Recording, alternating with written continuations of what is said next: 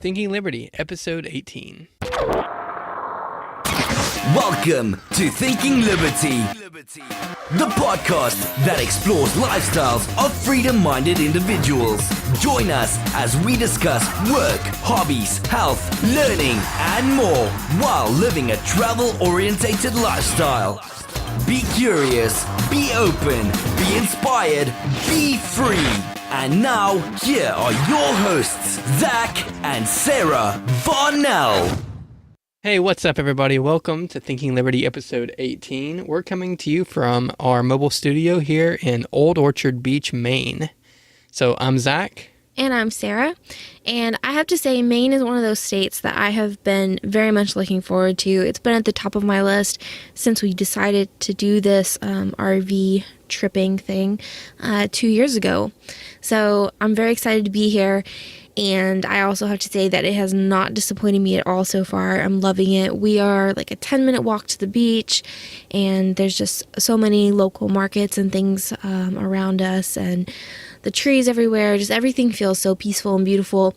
And since I have had a record lately, like with Plymouth Rock, of getting my expectations set too high, I'm actually very content and happy here. I love it. Yeah, it's been great. It's a little cold for me already here in September. It is not cold. I said It's for like me. 70s today. It was 73. Yeah. That's not cold. During the day. I mean, I like to stay up late. And the later I stay up, the colder I get. But it's all right. I'm sure you'll hear me complain more and more about that as the year goes on. But it's perfect weather. Perfect. Yeah, it's really nice weather. I found myself saying today that it was hot because it was 71 degrees out, which, being from Georgia, that's hilarious because 71 would be, insane to see during the summer in Georgia. So, Yeah, but we just got into Maine yesterday, and we're still kind of getting into the groove of our original routine from being on the road for work several times and flying. We spent our last week in Massachusetts just kind of getting settled back into the RV and trying to do a couple last minute things that we hadn't had time to do, but still pretty busy with work. So it's been great being back in the RV this week and just getting back into our normal routine and schedule.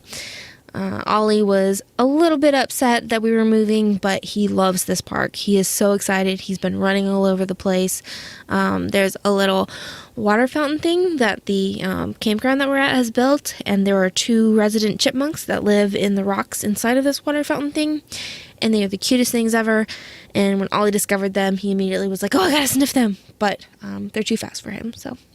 yeah, so I guess that's really about all we have to share with you for this time because we've, just gotten back from Dragon Con, spent a little bit of time just unpacking and settling back in Massachusetts, and now we've driven to Maine, and that's about it. But I think there were a few things we wanted to talk about, at least, with frequently asked questions. Yes, I've really been wanting to dive into more of this. So one question that we get asked quite often from people who are not familiar with RVs or campers is, how do you cook? What do you cook? I think most people imagine us like cooking beans over a fire. Yeah. They think campgrounds, they think we're camping all the time. So like, well, how do you cook, everyday life if you're just camping? But we really do. We have basically a full kitchen. We have a convection oven with a microwave. I think we've touched on it a little bit before. And we have a little gas stovetop with 3 eyes on it. So we can cook pretty much anything. There are, some allowances that we have to make and guesses that we have to make with times and temperatures because it's a convection oven and we're not really used to. I guess we are now, but when we first started especially, we weren't super used to it. And then we do have a freezer and a fridge, which I think some people don't expect, but they are a lot smaller than normal. So typically what we do is, we go to the grocery store a lot more often than we used to, just because we don't have the space to put things. So we really have to be conscious of what we're buying and what we need. And we're better at that some trips than others. But we really have to think about those things. And then we really have to try to stay super organized. One trick that we found is for a lot of like frozen like box things. The boxes take up a lot more room than is really necessary. So we'll take the food out of the boxes and it'll still be in a little plastic bag. And then we'll put the bag in the fridge and then we'll take a picture of the instructions on temperature and times and stuff. Yeah, so for the most part, I feel like we have everything that we had in our stationary house in Atlanta. It's just slightly miniaturized. Instead of a full gas oven like we had, we now have, our convection oven like Sarah mentioned. And instead of a 4-eye stove, we have just our 3-eye stove, which is honestly just as good for us most of the time. We have our smaller fridge and freezer, and then we have our grill outside. And between all of that, I don't really feel like we miss our full stationary kitchen at all. Yeah, I mean, in our convection oven, it's bigger than a normal size microwave because it does have the convection aspect to it. But it also functions as a microwave, which makes things easy for us for like lunches and things like that. Sometimes for baking, I do miss having like a real oven, but for the most part, we're able to make do. And then for shopping, we try to shop local whenever we can, or we'll try to buy like with the local fare of the area that we're in. So right now we've been doing a New England tour, so we've been buying and eating a lot of seafood and cooking a lot of seafood. When we were in Texas, we bought and cooked a lot of steaks just because it was, it was cheaper than other places because it was so local there, and it was also much better than other places. And so that's one of the things that we enjoy is being able to buy the local fare and cook it ourselves and kind of just have our own cooking experience that way. Yeah, we just finished actually eating some maple bourbon steak that we bought at some little corner grocery store here, where I think it was like a skirt steak or something. They just had marinating in this maple bourbon mixture. Yeah, a Maine maple bourbon mixture. Maine. Yeah, Gotta include that. Yeah. And it was pretty good. And then we got 2 live lobsters steamed and brought them home. And that was pretty good too. I've actually never eaten a whole lobster like that before. So it was pretty good. I think I'm still more of a crab person. Crab's easier for me and a little bit tastier, I think. But it was a good experience to eat lobster in Maine. Yeah, it was a lot of fun. We try to have fun with it. We like to cook at home because we can save money, but we also like to try whatever is local to the area. So like with the lobsters, we had those steamed at the corner market where we bought them and then brought them home.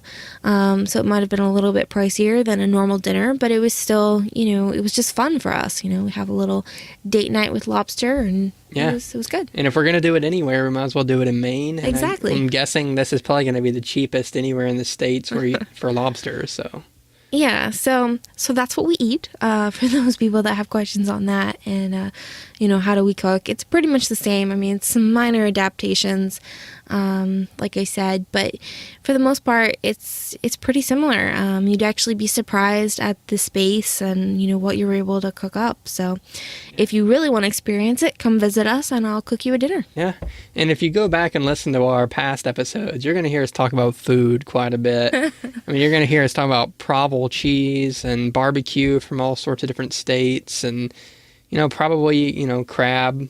I think we've talked about maybe. I don't know. I think so. I think it's impossible that we haven't talked about that. So yeah, like just whatever the local fare is, we like to try at least, but then we always go back to our favorites too. So I guess that's about it for, cooking and eating for this episode. But we wanted to introduce our guest this time, which is Dana Nelson, and she's a PhD psychotherapist who is living in France and specializes in helping expatriates adjust and with any sort of problems they may have. Yeah, and she actually had her degree here in the U.S. She graduated from Penn State, and she had originally, I think she'll dive into this, never really pictured herself as somebody who would travel all the time or would move abroad. But the reason why I wanted to interview her and bring her on the show is because it's just such an interesting idea for me, is that there are therapists and people out there who are looking at issues that people who travel a lot or people who move from their home country to another country might deal with and face. And, it's kind of hard to admit or say that there could be problems or that you could feel stressed or anxious about anything that you're doing, because you're supposed to be having the time of your life and you're supposed to be, exploring and having all these adventures. But, what if you do experience loneliness? What if you do experience some culture shock and you have trouble adjusting or adapting? What are you supposed to do? And so I just loved that there are actually this whole community out there that focuses and specializes with expats, international students, and anybody else who lives abroad. Because there are a lot of things that you can experience that might make you feel isolated or, just overwhelmed, stressed, anxious. So she'll dive into that and some of the more common things that she's faced or helped people with. And then her story is pretty cool as well. So. Yeah, and this was an episode where unfortunately we had microphone trouble with one of our microphones. So it's all Sarah doing the interview, which is good because it gave me a chance to just listen to the podcast and kind of hear it from a spectator's standpoint. And I think Sarah had the better questions anyway, let's be honest. So I really enjoyed listening to this episode, just listening to it live, hearing her and Dana talk. It was great, and I really think you guys will enjoy it too. Yeah, I mean, there are so many good points that she made and so many good suggestions and recommendations on how to cope with, fear of missing out, watching your family and friends move on without you, or feeling like you might be moving on without them. So even if you're not, an expat, even if you're just moving to another city or traveling on the road all the time like we are, or moving to another country for even just a year or two. I mean, it's a lot of good advice, and I think there are a lot of things that everybody deals with that can be helpful from this episode. Or sometimes trying to do any amount of travel at all, because I know we've had friends whose family didn't support them leaving their little hometown even. Yeah, even for a couple weeks even. Yeah, that's true. So I think, in the episode I mentioned, that I think we've been very blessed to have the support from our family and friends, but Dana makes good points about, finding your good support system and ways to communicate with them. So I think even though, Zach and I really have not experienced many negative things from this yet, it was still a really good discussion, and I really enjoyed talking with Dana. So a lot of good resources, and we'll definitely link to a lot on our show notes. So we're going to go ahead and move into the episode before I ruin all of the discussion for you in advance. Okay, so thank you, Dana, for joining us today. We're really excited to talk to you. I'm glad to be here. Thanks for having me. Yeah, so we did check out your podcast a little bit too, and looked at your About You page for the Mindful Expat podcast. Mm-hmm. So I thought it was really cool. It looks like 3 years ago you moved from Pennsylvania to France. Yeah, I just came off of my 3-year anniversary in July. So yeah, I've been here for 3 years now. That's really exciting. I actually have a lot of family that live in Pennsylvania in the Lancaster area. Nice. Okay. Yeah. Well, I was living in the State College area. I was there for graduate school at Penn State, which is right in the middle of the state. And Lancaster is not too far away. Yeah, I have some cousins that have graduated from Penn State, so very familiar with that area. Mm-hmm. So to get us started, why don't you just tell us a little bit of background on yourself and tell us a little bit about what you're interested in. Yeah, so, I grew up in the suburbs of DC in Northern Virginia, and I lived in various places along the East Coast. I lived in the Boston area for a while, and then I was, as I said, in Pennsylvania for grad school. And I did not have this sort of itch to move abroad that some people do in this international space that I'm now living in. I really loved traveling, but I think I've always been a more sort of settled person, somebody who actually really likes kind of putting down roots and having community and things like that. So even though I had moved around a bit, I had not had this vision of moving abroad. But then while I was, minding my own business in graduate school at Penn State, I met my now husband, who is a French person, who was there doing his studies at Penn State. And that sort of changed the equation. And so, we were together there for a while, and then we were in a super long distance relationship for about 2.5 years, where we were flying back and forth regularly between Pennsylvania and France, and I'm in Lyon, France, and that's where he was during that time as well. And then after that period of time where we were long distance, then I decided to move here. And as we said, it's just about 3 years ago that I moved here.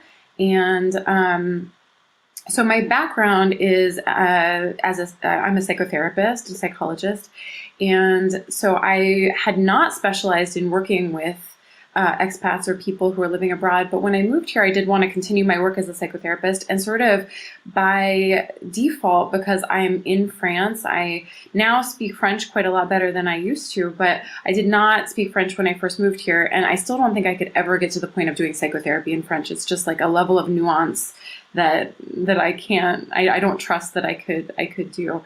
So I've been working with English speaking people here. And so by default, my clients are all living outside of their countries of origin. They're not all native English speakers, but they all feel more confident speaking in English than they do in French. And so I have had like a 3-year crash course in the expat experience, and I've been learning a lot while I'm also living it. And that has been really, really interesting for me. So I'm really excited about this topic, but it's not one that I sort of set out to get into. It's sort of by my own life experience that I've ended up learning a lot about it. And I still have quite a lot to learn, but I'm now 3 years in. Yeah, well, I think, they say, therapists tend to be the best when they are speaking from personal experience and their own life stories. Mm-hmm. So it's really cool that you're able to take your experience moving, especially when it was never something you planned or intended to do, and take it and help others who have also moved to another country. So it's really cool. So would you say that it's your own experiences that drew you specifically to helping expats, or was there just kind of a light bulb moment that was like, yeah, I'll switch to doing this? Well, I mean, so like part of it, I guess, is my decision to actually move to France in the first place came before my decision to then start working with expats. And I think that was not like an overnight decision. It was a long period of time where I was sort of thinking about, do I want to move to France? What does it mean to be in a relationship with somebody from a different country? I did not move here with the understanding that I'm now staying in France forever. But I did move here with the understanding that I was going to be here for a period of time, and that will be kind of an ongoing decision that we're making together about, staying here or going back to the US, going to another country. And actually, my partner is French and Canadian, because he spent some time in Canada as a child, and his father has Canadian citizenship, so he ends up having that by birth. So there's different options for places where, we have roots. So that was like a long decision process for me. As I said, we were in a 2.5-year long distance relationship before I moved. And I think as I was thinking about moving here, it felt really important to me that I would be able to work. I did not feel comfortable moving here without the possibility of being able to work. Although it took me a while to get the right to work here, but I had to know that like I was working toward that possibility. And I think that sort of as I thought about what can I do in my field, it seemed to me that this was like the most obvious thing to focus on, is working with other people who are living abroad because of the language. So that was the default, and it just sort of seemed practical at the outset. I think it was more kind of over time that I started actually getting really excited about this sort of subculture. And granted, there are like multiple different subcultures within the expat community too. There's lots of different reasons why people move abroad and different ways that can look, and not everyone's experience is the same. But I think that, it was by default that it started, and then it's been in meeting with the people that I work with that it's inspired me to then go out and learn more and read more and meet with other people who are experts in this field to learn more about how to help them. And then also to kind of, as I realized like my own challenges and things that this experience has also sort of offered me as opportunities for growth, that I've gotten excited about being able to help other people find that as well. So it's hard to sort of say how that evolved. It wasn't like I decided this would be super cool and therefore I'm going to do it. It was like I thought, this is the way I can work in France. And then it was kind of in the doing that I realized that this is a topic I feel really passionate about too. That's pretty awesome. It's kind of cool to see, how if you make decisions and you make the jump, doors will kind of open up. I'm sure there's a lot of work involved, but well, and there were a lot of doors that felt like they were slammed in my face along the way too. It's not all easy, but certainly if you have persistence, well, especially just getting the legal right to work in another country is complicated. But like, if you have persistence, absolutely, those things can like push you to kind of ask yourself, what do I really want to be doing? And like, are there things I haven't considered that'd be really cool? Yeah. So I think that's kind of a big concern that a lot of travelers have, and especially people who are moving, whether it's because it's their dream to move to another country or, similar to you, they have a partner or they've gotten married to someone who wants to move back to their home country, where their concern is, well, what am I going to do for a living? Like, I can't just live off of you, what do I do?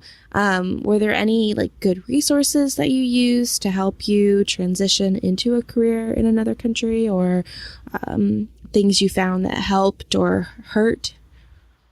Yeah. So, I mean, I think that if you can do some of the research on this stuff before moving, that always helps, because these things take time.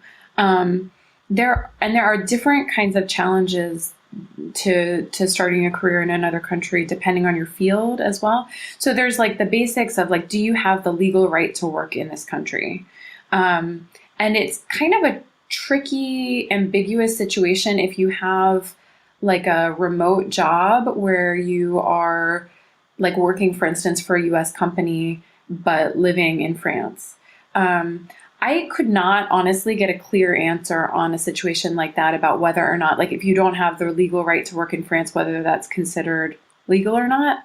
Many, many people do that. And I don't know of anybody who's had problems with it, but it's kind of hard to actually get clear answers about some of these things sometimes. And so actually, and when I did first move here, I did work remotely for a company in the United States for a while. I was doing research consulting, which was, in my field, but not exactly. Like, it wasn't psychotherapy. It was sort of helping people who are doing their dissertations or masters, like figure out how to write their thesis or do statistics and things like that. So there, that is one thing that is sort of an easy way to do it. Had a backup plan. Well, in my mind, that was sort of something that I could do in the meantime while I was working to build something here in person. Because I knew that when I first arrived, I was not going to have a legal status to work. I came here on a tourist visa, like a long-term tourist visa. So like the typical normal tourist visa that you don't have to like apply for anything special for allows you to stay for 3 months. And I applied for a long stay visitor visa, which was for a year. But I had to sign something saying I will not look for work in France when I got that visa.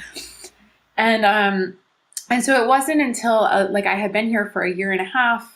I mean, I don't know how much you want to like know about the details of this. I'm happy to talk about it, although it may not be applicable to other situations. But like basically what eventually allowed me to get the right to work was my partner and I got, there's a status here that's not the same as getting married. It's called a PAX, but it's sort of like, it's kind of like marriage light, honestly. But so we got this status of being partners, and then we had to prove that we had been living together for a full year before, with that status, before I then was eligible for the right to work in France. If we had gotten married right away, I would have had that in right away. But with this other status, I then had to wait a year. And we've more recently gotten married. So we like made our lives hard by doing the different status at first. But that's how I eventually got the right to work. So during that time, I was waiting, knowing that I was working toward this goal, and that made it tolerable. But in the meantime, I wasn't allowed to work here. Okay, that's really interesting. So switching gears a little bit, I know when we had been talking over email a little bit, we were discussing, your career and your interests and how they kind of apply to travel in general. I was really fascinated by, the fact that there were therapists that specifically work with expats and issues that they face, because it just seems like such a needed service. So I was really interested in finding out that it existed. And then I started thinking about how, even for nomads and people who travel all the time and move from place to place, they kind of have similar issues sometimes. Like a lot of the fellow RVers that I follow will talk about feelings of loneliness and finding that sense of community and how hard it can be sometimes, and just finding that support. And we've been blessed because our family and friends were very supportive of us taking this journey, but sometimes people even lose that when they hit the road because people are not supportive. People are very, like, why would you do this? Why would you leave us? And then looking back, you're seeing your friends and family, move on with their settled lives without you. And that can be kind of an interesting transition as well. So I wanted to talk about maybe some of the common issues that, your clients might face, and, kind of maybe some tips and recommendations for how to cope and how to find those support systems. Sure. Well, and I imagine that, like, as you said, that some of the challenges that I tend to see in my work with people here, there's a lot of overlap, I'm sure, in some of the things that you mentioned. And it also seems like there are some challenges maybe on each side that are a little bit different. Like, for instance, a lot of the people that I work with here, and I work with people not only in person in Lyon, but I also work with some people remotely who live in other parts of France or elsewhere in the world who don't have access to English-speaking therapists. But the majority of the people that I work with are based in a single location. At least, for a year or two. They're not necessarily staying there long term, but they're not on the move continuously. There are a few exceptions to that. I have worked with a few people who are kind of living a more nomadic lifestyle where they really are on the move pretty consistently. But I think that there are challenges to living in another country that you might not experience if you're traveling within your own country, like having the legal right to work, like learning another language, things like that. But I think that, there are other challenges that probably people who are living the RV lifestyle or, other ways of sort of being nomadic, that there are other challenges to that the typical expat, if there is such a thing, doesn't experience. Because, I think that many people, when they move abroad, they at least stay for like a couple of years, often. So it's really hard. There's a lot of adaptation, but you do kind of then have some time to put down roots a little bit where you are. And for many people too, there is sort of an expat community that they can fall in with there. Whereas I'm imagining if people are kind of on the move pretty consistently, there may not really, like, building a community may be far more virtual than in person, unless there are sort of groups of people who are traveling together or they're running into one another, at different places along their path.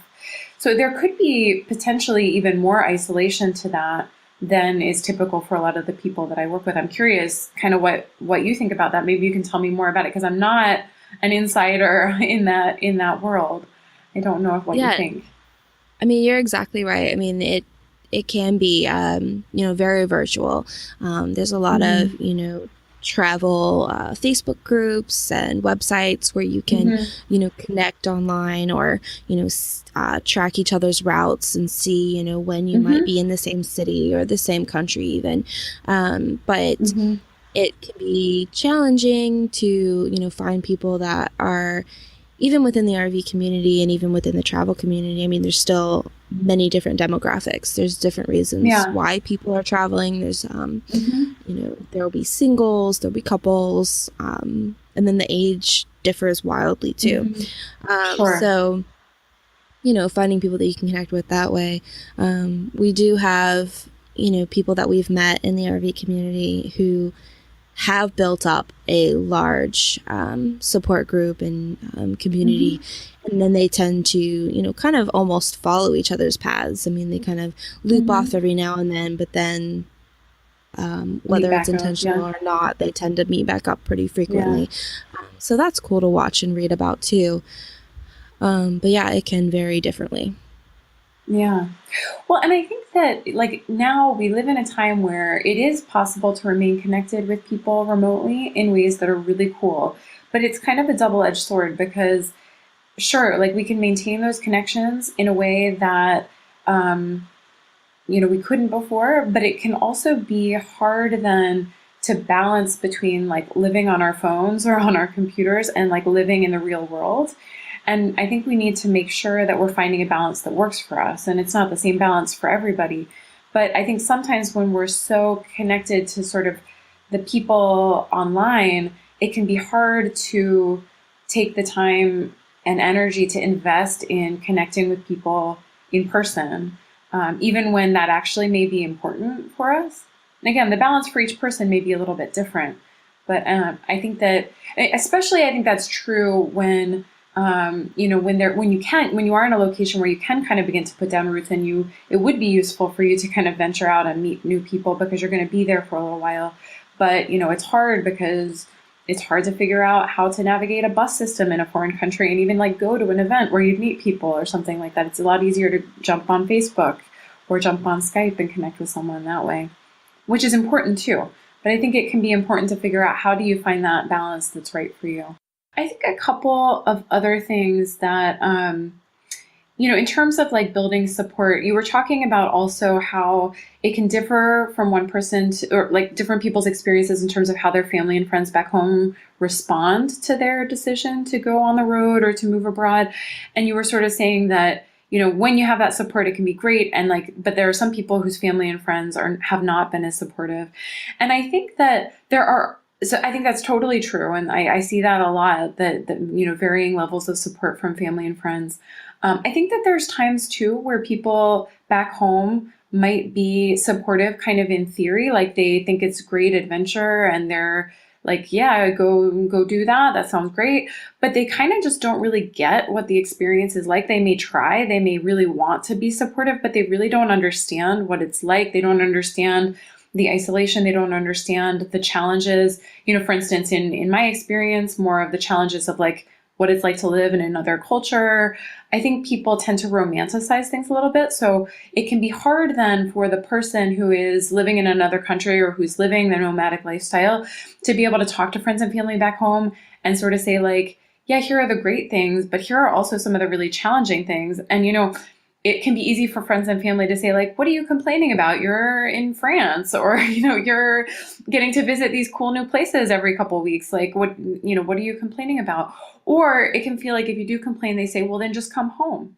So it's hard then to sort of find this balance of feeling like you can get the support you need around the challenges, and also like that people get it when they're not living it themselves, and not have that be sort of almost like ammunition for why you should end your journey and come home early or something like that. So all these things can be challenging. It's not like people are either supportive or they're not supportive. I think that there are challenges even when people are trying to be supportive, like they just kind of don't get it.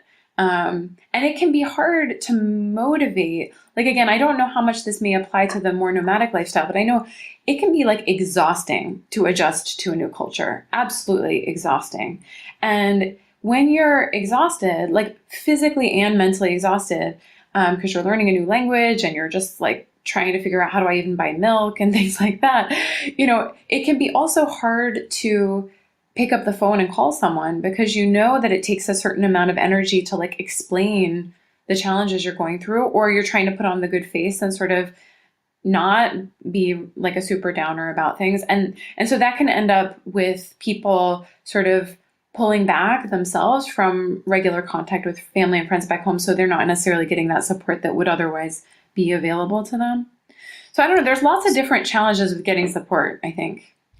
So what do you recommend that people do in those situations? Do you recommend that they kind of push through and reach out and make that connection, or that they find another way to kind of channel those feelings? I think it kind of depends on people's situation. I think it is helpful to be persistent and trying to connect with people, back home virtually, and also with people in your current situation in person, if that's possible. Even though that can be uncomfortable and hard and take effort, I think, persistence is important. I think also though, if you find that like people are not being supportive of you, I think that you can give yourself permission to set some boundaries with people so that like maybe you don't cut people off, but that you don't have to put yourself in a situation where you're regularly getting sort of negative responses to what you're doing, if that feels like it's draining to you or it's not helpful to you, to allow yourself to say, like, when I talk to this person, I know I feel supported and I feel like that is nurturing to me. And when I talk to this other person, I always feel totally drained and I feel like I have to justify my choices and I feel kind of negative. And so I'm gonna like choose not to talk to that person today when I'm feeling a little less able to handle that. And I'll call that person when I feel like I've kind of built up some emotional reserves and I can handle it a little bit better. So knowing your own needs and giving yourself permission to set boundaries or to to get those needs met in the ways that will work with certain people and maybe not with others, I think is important. And then I think also, like, if you find that you're not able to get the types of support you're needing from the people that are already in your life, maybe you maintain those connections, but you don't expect to get those needs met there. And then you find other people with whom you can get those needs met, whether that be through Facebook communities or with other people that you're meeting on the road or in your expat community or whatever your version of that is, your in-person connections. But people who are kind of in a more similar situation, they may be able to get it a little bit more and they may be able to support you a little bit more effectively around those things. And then you spend your time talking to the family and friends back home about, the things that you can connect with them about and try to help them understand the parts they don't understand, but don't necessarily expect them to get something that they couldn't possibly know because they're not living it. I guess that would be like some suggestions I have. I'm sure that there may be sort of specific situations that may, in terms of how family and friends are responding, that might kind of warrant a different reaction. But I think it's some combination of figuring out, like, I can get these needs met here and these other needs met there, and all my needs are valid, but like, this person may not be able to do it for me. They may not be the person who I need to go to when I'm feeling down and need some support. Yeah, that sounds like really great advice for pretty much every area of life. That's great. Probably not just for expats and nomads. It's true. So what about I've heard a lot in different communities about FOMO, the fear of missing out. And I actually, I think a couple years ago, I was reading a blog post of a friend who had moved to South America for a couple of years as a newlywed. And she was really struggling with that because she was a very social person and always, she loved to host things and go to things. And so not being able to do that and not being connected with her close friends was really hard for her. And she talked about it some and then also made the decision to actually abandon all social media for a while to kind of be able to focus on where she was. But I'm not sure really if that was the best course of action because then, like you said, she's not able to connect virtually even. So I don't know if you've had anyone, kind of struggle with that or if that's a common thing or if you have any tips for that. Well, I think, FOMO is a problem for people in all different areas of life. Absolutely. I think that when you're physically far away from people that you feel close to, maybe that gets exacerbated, certainly. And there can be this sense that you're like seeing their curated life on Facebook or Instagram or whatever social media you tend to tune into.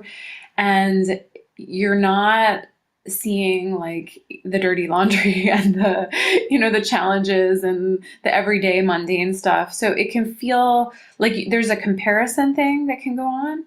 There's also, though, the fact that like there's some reality to like people's lives continue to progress and people, move from one stage to another. They have kids start to grow up, people start new jobs, people make new friends.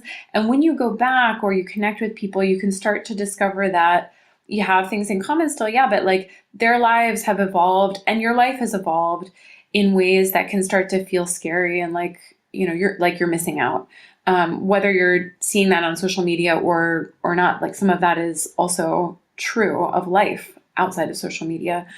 And I think that it can be helpful just to kind of try to accept that like, yes, our lives continue to progress and that's both, we can feel kind of nostalgic about that, but it's also like exciting. Like our lives are progressing and evolving.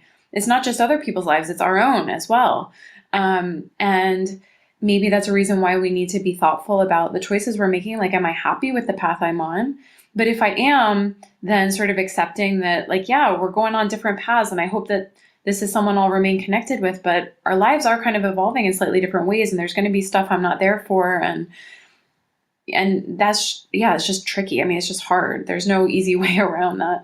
But I do think that it is important to make sure that when you're experiencing that, especially if it's a lot over social media, to make sure that you're also then living your life in person. Like, it could be easy to sort of feel like you're just seeing all this stuff going on back home and thinking I'm not there for that stuff. But like, you're here for whatever's going on right here, right now.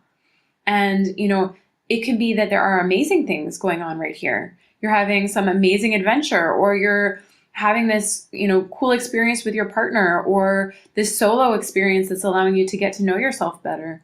And, yeah, there are things you're missing out on, but there's also stuff you'd be missing out on right here, right now, if you weren't doing this. And so trying to kind of refocus on that, I think, not to deny that you're sad that you're not there for, for instance, like a friend's birthday or a child's birth or whatever, that is sad. But like, it's a choice that you're making because of what you're here for right now. And I think sometimes, limiting social media can be important. I think going totally cold turkey, like cutting off all social media, probably would feel extreme for some people, but for some people that's helpful for a period of time. But I do think it is helpful to sort of, be aware of how much time you're spending on social media, and be aware of how you feel when you do that, and take that into account. If you notice, like, I tend to feel kind of not so great about my life when I've spent a long time scrolling, looking at photos of what's going on in other people's lives, and I feel sad that I'm not there, or everybody else seems to have this great life and I'm comparing myself. Maybe I need to like take a little break from that and connect with people in a different way, like, over Skype or by phone or texting with that individual person, rather than just scrolling through the photos. So you figure out, like, you observe yourself, you see, how do I feel when I do this? How do I feel when I limit it a bit more, and you adjust. I guess that would be sort of my suggestion with that. I know for myself, I have found that I've pulled back a little from social media in certain ways, although I have found ways to connect with people remotely, like, using FaceTime or Skype or other things like that, or WhatsApp, which is basically allows people to text internationally without texting fees. Those kinds of things feel more like I can connect with people better myself. Whereas like Facebook and Twitter and Instagram and things like that, I find if I spend too much time on them, I can get into that FOMO mode, and I try to limit that for myself. But something else might feel, like it works for somebody else. Yeah, those are some really good tips there. Do you have any suggestions or guidance for, sometimes I think you touched on it a little bit, when you go back home for a visit, or, you move back home even, you see that your life has changed and their lives have changed and people have kind of moved on. How do you kind of take time to reconnect or, reform any bonds? Yeah, that is a very good question without an easy answer. I think that, when you go back home, I think that some of it is different when you're like living somewhere else and you go back home for a visit, versus like you're now moving back home and you're trying to like reestablish something there. But I think that there's some degree to which, part of it is about like remaining curious about other people, and like not to necessarily get into the mindset of like their lives have stayed static and mine has changed because I'm the one off having adventures or living in another country. I think there can be a sense of like, if other people have stayed in the same location, that somehow they, like, yeah, their lives have moved on in certain ways, but we can sort of think that they haven't evolved and changed and big things haven't been happening. And that's just not true. People have evolution and adventure and whatever, whether they are on the move physically or not. Right. And so like being curious about like what is going on in other people's lives and sharing our own experiences and adventures, but like being equally interested in hearing about what other people have been up to, I think is important, because that makes other people feel valued. It also helps us understand where they're coming from. And ultimately that helps us all feel more connected. I think also just kind of like having some like compassion for the fact that like people who haven't lived our experience, they can try really hard to understand, but they may not understand. And that's not because they're limited in some way. It's not because they're like less interesting or less open-minded or whatever. It may just be that like, we wouldn't have been able to understand it until we did it ourselves. So like we can try to explain how we experience things and what our how we've changed and what we feel, and how all sorts of things about the adventures we've been on. And people may understand up to a point, and then we just kind of at some point need to accept that they may not get everything that we've been up to and how it's impacted us. And to some extent, Yeah, it's I like think the oh, sorry, go ahead. reverse. Yeah. I think the reverse of that can kind of be true too. I mean, we've been off doing this and, exploring and, or, people have been off living in different countries, but then you go back and there's a lot that you have missed. I mean, because that's just part of it. And so you're not going to necessarily understand their adventures or their stories as well as you would have before either. So I think it's good to remember on all sides. That's really good advice. Yeah, and so like to not only to like be curious and kind of humble about that. It sounds like, I think it's part of what you're saying, and I totally agree that like we have to recognize that we need to like figure out how we now fit back into this world. It's not like we just show up and everybody stops their life and wants to hear about our adventures. That we have to sort of figure out like, how do I now fit back in? How do I kind of like rebuild maybe some of these relationships? Hopefully some of them have continued, but like it's going to be another period of adjustment.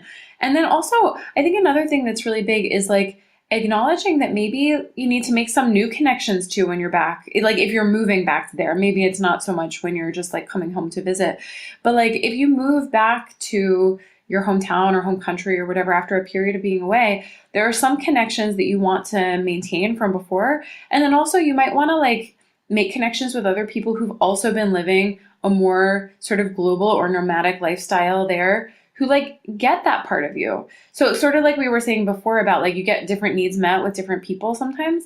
Like you don't necessarily cut off the people who have had different experiences. You just sort of may expand your network, making some room for other people who have had similar experiences where they can get that part of you. And then you figure out ways that you can also connect with the people who have not had that experience too. Right. That makes a lot of sense. Okay, so I think we've gotten a lot of... sorry, go ahead. There is one resource that actually, I don't know how much of your, like how many people listening to your podcast are living abroad versus are like moving, like traveling within their home country. But one resource that I think is fantastic for anybody who has moved abroad and is either living there still or has then repatriated back to their home country is there's a community called I Am a Triangle.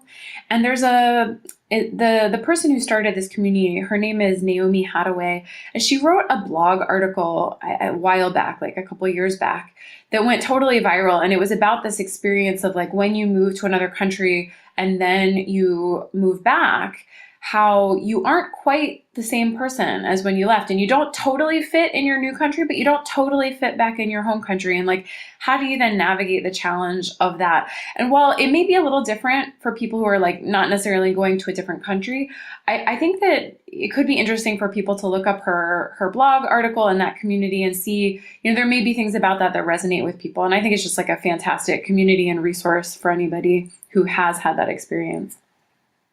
Yeah, that's awesome. I'll definitely check that out, and we'll link to that in our show notes page. That's great. Sure. So I think we've gotten some really good tips and advice from you, and it was really cool to hear your story. I'm really interested to know what your next steps are, what your future plans might entail. My future plans, some of it is to be determined still. For the near future, I'm planning to stay here in France, and I'm continuing to work on my private practice here. And and as you said, I also have a podcast of my own. That's been kind of like my most recent project. I started it. I forget exactly when it was now, but I've had like one season of my podcast. I'm just starting the second season. So it's still a relatively new adventure for me. But that is something that I've been really excited about, because like what I think of that as is it's also a really cool way to connect, like we're connecting here, with other people who, have expertise and interest in related topics. And so it's like a really interesting way to continue to learn from people, and then also obviously share that knowledge with anybody who's listening so that they can benefit as well. So that's kind of my latest project. And anybody who is interested in checking out my podcast, you can find that by going to my website, which is mindfulexpat.com. And there I talk a lot about things related to living abroad, and also sort of with kind of an emotional wellness, self-care, mindfulness kind of framework around it. So anybody who's interested in that, please come check it out and give me feedback on things you think would be useful to hear about there too. Okay. Yeah, absolutely. And of course, we'll link to that in our show notes page for this as well. Quick question. If anyone listens to this episode or goes and listens to your show, and, they might be living in France, or I think you said you have also worked with people in other countries who have moved to another country as well. Do you do mostly physical sessions, or do you do like Skype sessions as well? Yeah, so I can tell you a little bit about what I do, and then I'll also tell you about a resource that is a great way for people to connect with other therapists if they're living abroad. So myself, yes, I do work with people both in person, so like they come to my office and I see them in person, and also remotely. I don't use Skype because Skype is not a totally secure form of communication, and when I'm doing psychotherapy, I think it's really important I use a platform that's secure. But I use another system that works a lot like Skype. It's just designed for telemedicine, which is basically like remote medical stuff. And there are a lot of people out there doing more and more telemedicine, telemental health. So I'm certainly not the only person doing that. But I do that. And if people were interested in speaking to me about that, they can, if you go to my website for my podcast, it's also actually linked to my website for my psychotherapy practice. So they could easily find their way to finding out more about me there. But there is also another fantastic resource that I would recommend that people check out if they're living in other countries. And that is the International Therapist Directory. And the website for that, I can send you the information so you can include it if you want. But it's basically like internationaltherapistdirectory.com. So it's pretty easy to find. And there they have people listed by country. Everybody listed there, at least, like they don't vet you in some way, but everybody listed there is claiming to have some expertise in working with expats or people living abroad, or third culture kids, which is a term that people not living in this international space may not be aware of, but it's sort of kids who are growing up outside of the culture of their parents. So where parents may be raising kids who are having the experience of a culture that's different from their own. So therapists who list themselves in this directory have some expertise or experience in working with people in that international space. And it's also a great way also just to find English-speaking therapists in other countries. There's also a section there that is people who work with people worldwide. So there's like, you could look up by France or China or wherever, and you could also look up worldwide. And the people who are in the worldwide section work with people remotely, either by Skype or something that works like Skype, or by phone. And so that's another great resource. If you're living in another country, I mean, I'm happy to hear from people and work with them. But, if you're living in another country, you might be able to find somebody there in person through that website. So I think it's a fantastic resource. Okay. Yeah. Awesome. We'll definitely link to that and share that out as well. Mm-hmm. Okay. Well, thank you so much for taking the time to speak with me today. I know you have something to run off to, so we won't keep you any longer. But did you have any, last things that you wanted to share or promote? No, thank you so much for inviting me. I'm really happy to have had the opportunity to talk with you and to discover your podcast as well. And I guess you've also opened my mind to learning more about people who are nomadic even within their own country. So I'm excited to learn more and to follow your podcast too. So thanks for reaching out. All right, so I hope everybody enjoyed that interview between Dana Nelson from the Mindful Expat podcast and Sarah. I know I did. I enjoyed listening to it live, and I've gone back and listened to it again. I really loved it. So Great episode. Thanks, Sarah. You are too kind. But yeah, Dana was a great guest, and I really enjoyed speaking with her, and she answered all of my questions so well.